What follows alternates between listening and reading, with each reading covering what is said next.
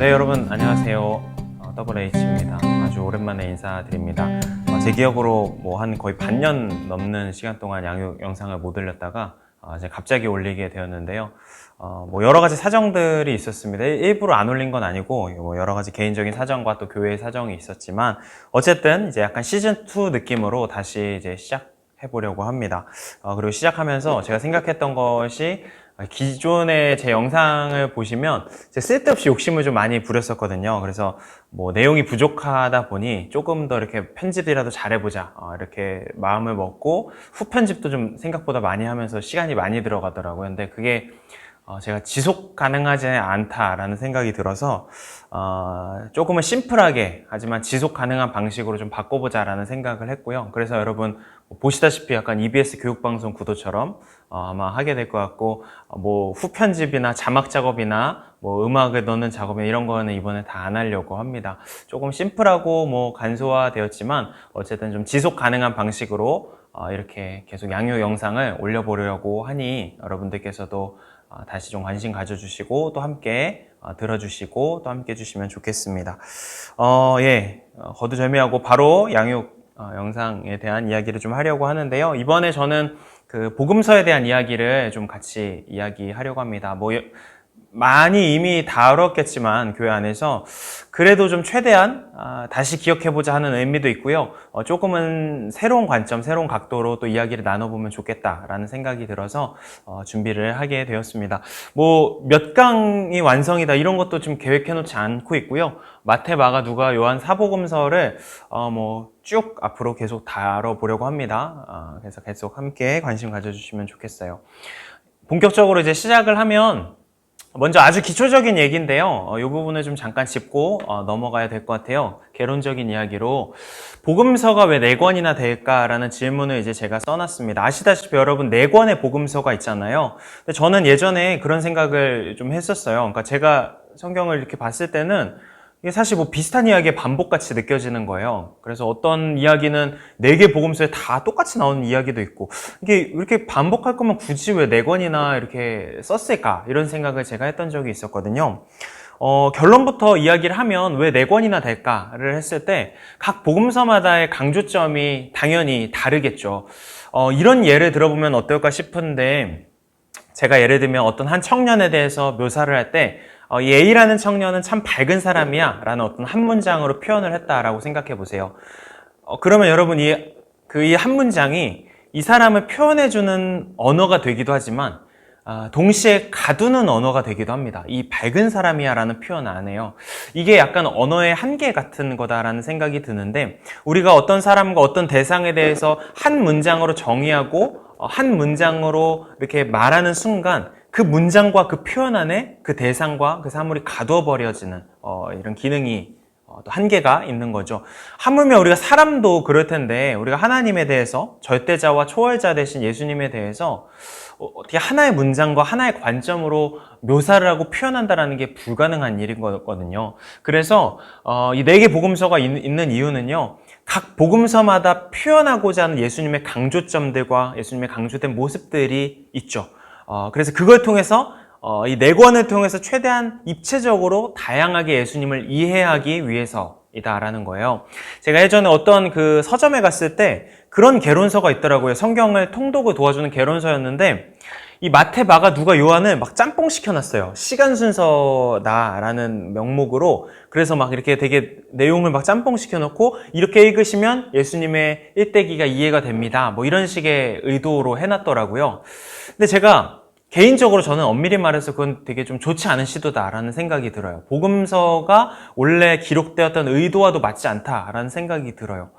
이 복음서가 4권이나 굳이 있는 이유는 마치 이거를 막 종합시키고 짜맞춰서 막 시간 순서를 알아내라가 아니라 먼저는 철저히 분리돼서 각 복음서마다 가지고 있는 그 복음서의 맛과 이 복음서의 특정한 관점을 이해하는 거. 이게 훨씬 더 중요하다라고 생각이 됩니다.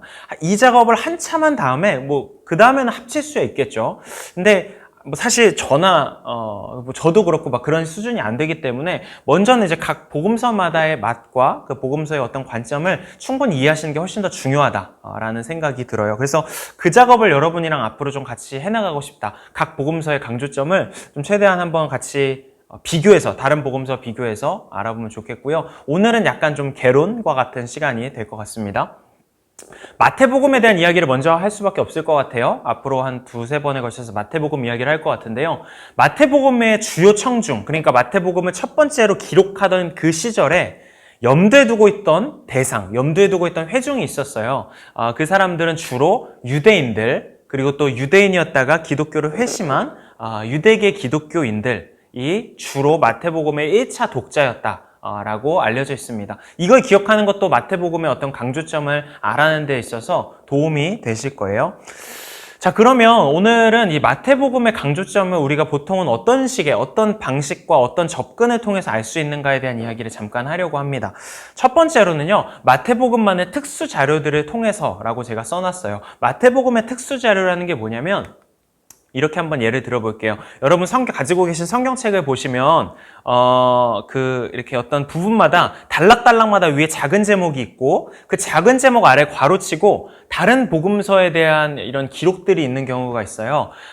그 말은 이 단락의 내용이 이 마가복음과 누가복음과 요한복음의 여기에 같이 기록되어 있다라는 이야기. 그러니까 이건 4개 복음서에 다 나오는 이야기인 거거든요. 그런데 이런 부분도 있죠. 이 마태복음 2장의 내용인데요. 단락에 동방으로부터 박사들이 경배하러 오다라는 이제 표현이 있는데 그 밑에 괄호가 없잖아요. 다른 복음서 어디에 써있다 이런 기록이 없어요. 이 말은 곧 이 내용은, 이 단락은 마태복음에만 기록되어 있는 특수 자료다라는 이야기겠죠. 그리고 이 마태복음에만 기록되어 있는 특수 자료의 의도와 내용을 조금 우리가 생각해 보면 마태가 표현하려고 하는, 이 마태복음이 표현하려고 하는 예수님의 모습은 이런 거구나 라는 거를 조금 더 쉽게 알 수 있습니다. 예를 들면 방금 이 2장의 내용, 동방 박사들이 예수님의 탄생을 경배하러 오는 내용은요, 마태복음밖에 안 기록되어 있어요.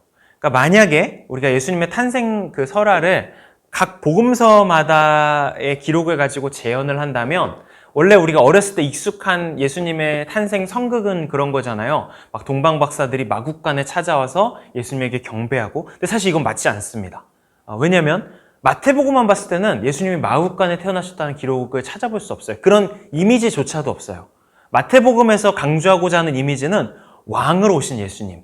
그래서 동방으로부터 박사들이 그 왕의 유물과 왕의 그 물품을 존귀한 자들에게 드리는 이 값비싼 이 귀중품들을 드리면서 경배하는 내용들이 마태복음에만 나오는 거거든요. 그러니까 마태복음이 강조하고 있는 예수님의 모습은 낮은 자로 오신 예수님, 낮은 그 소외된 자들에게 오신 마국간에 오신 예수님의 모습이 드러나지 않아요. 그러니까 마태복음만 봤을 때는 그런 이미지들이 잘 드러나지 않는다. 그게 마태복음이 표현하고자 하고 있는 예수님의 모습 중에 하나인 거죠. 이런 어떤 특수 자료들을 통해서 마태복음의 강조점을 알 수 있는 것들이 있습니다. 그래서 이런 내용들이 몇 가지 앞으로 있는데 계속 살펴보겠지만요. 예를 들면 이런 것들이 있어요. 예수님이 마태복음에만 또 나와 있는 기록인데 내가 율법이나 예언자들의 말을 폐하러 온 게 아니라 완성하러 왔다라는 내용들이 있고요. 너희의 의가 율법학자들과 바리새파 사람들의 의보다 낫지 않으면 너희는 하늘나라에 들어가지 못할 것이다. 이런 이제 기록이 있는데 결국 말씀의 어떤 성취자이신 예수님, 율법의 완성자이신 예수님의 모습이 마태복음에서 많이 강조가 돼요. 그 이유는 뭐냐면 아까 말씀드렸다시피 이 마태복음을 기록할 때 첫 번째 염두에 뒀던 1차 독자들이 유대인들, 유대계 그리스도인들이었기 때문이에요. 그렇기 때문에 그들 유대인에게 있어서 최고는 누구냐면 당연히 이제 모세거든요. 근데 이제 이 마태복음에서 계속 강조하는 것은 모세보다 뛰어난 율법교사인 예수님, 율법의 완성자이신 예수님, 이런 부분을 아주 강조해서 더 많이 어필을 하고 있는 거죠. 그리고 이런 부분도 있습니다. 헤롯의 광기인데 예수님이 태어나셨을 때 시점에 동방 박사들이 자신을 속이고 예수님의 탄생한 위치를 제대로 알려주지 않자 헤롯이 이제 열이 받죠. 그래서 2살짜리 아래의 사내들을 모조리 죽이는데 이 장면이 여러분 겹쳐지는 장면이 있어요. 구약에서. 어디냐면 모세가 탄생했을 때 이야기를 다루고 있는 그 출애굽기의 내용에서 비슷하게 이 사건이 나오거든요. 그러니까 이제 이 성경을 잘 아는 유대인들의 입장에서는 이 기록을 보면서 이게 모세의 탄생의 이야기가 아주 비슷하네 라는 생각을 할 수밖에 없게 마태복음이 의도적으로 이제 기록을 하고 있는 거죠. 그걸 통해서 마찬가지로 마태복음이 노리고 있는 것은, 어필하고 있는 예수님의 모습은 이 모세와의 연관성을 계속해서 보여주면서 동시에 그것을 넘어서는, 모세를 넘어서는 예수님의 모습, 위대한 율법교사로서, 예언자로 선지자로서의 예수님의 모습을 또 이런 어떤 강조점을 통해서 보여주려고 하는 겁니다.